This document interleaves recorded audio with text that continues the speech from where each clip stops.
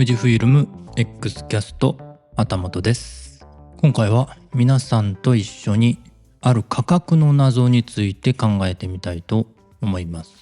そのカメラは富士フイルム XE5、価格がね$1699ですか。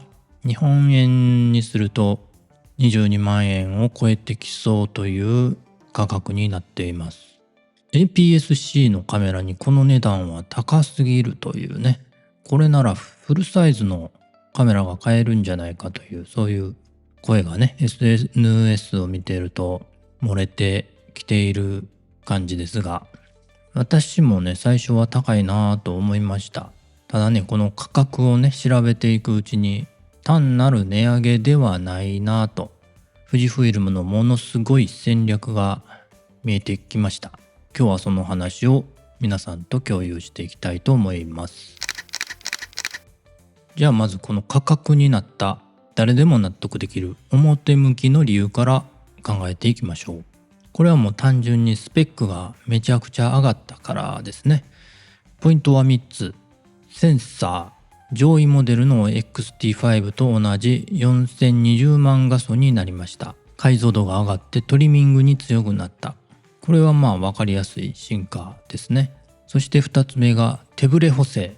この X シリーズ、XE シリーズですね。XE シリーズで初めて強力な手ブレ補正が入りました。これ本当に大きいですね。暗いところでも撮れる範囲が圧倒的に広がります。3つ目がボディの質感。トッププレートがアルミ削り出しになりました。触った時の満足感がね、全然違うんじゃないかなと思います。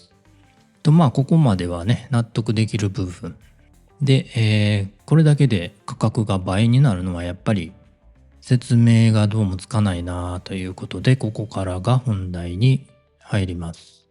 富士フイルムがなぜこの強気な価格をつけられたのか、3つの戦略があると考えました。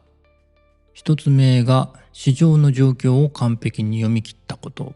皆さんご存知の通りね、前のモデル XE4 は人気がありすぎて全然手に入らないまま生産終了しました。XE シリーズが欲しいってねいう人たち、ものすごい熱がね溜まってました。そこに X100VI があの価格でも世界的に大ヒットしました。かっこいいカメラなら人は高いお金を払うということが証明されたわけですね。この需要と成功体験、この2つがあったからこそ富士フイルムは強気に出られた。これが1つ目。2つ目の戦略、 XE シリーズのクラスチェンジです。はっきり言うともう XE5 は手頃なカメラではなくなりました。高価で所有欲を満たす趣味の道具へと意図的にポジションを変えてきました。これはもう良い部品を使ったから高くなったんじゃなくて、このブランド価値だからこの価格なんですという富士フイルムの意思表明、意思表示なんですね。そして3つ目、これが一番クレバーで面白い戦略なんですけれども、それは XT5 と X100VI との関係性。 XT5 とはほぼ同じ値段ですね、予想価格では。でも XT5 の方がファインダー性能もいいし、カードも2枚入ります。じゃあ XE5 を選ぶ理由って何なのか。それはもうこのレンジファインダースタイルが好きだからというスタイルへの対価なんです。一方で X100VI と比べるとレンズ交換ができるという柔軟性が XE5 の武器になります。つまり実用性の XT5、完成度の X100VI、そこにスタイルと柔軟性の XE5 という形でね、ユーザーにあなたにとってカメラって何ですかと問いかけてる。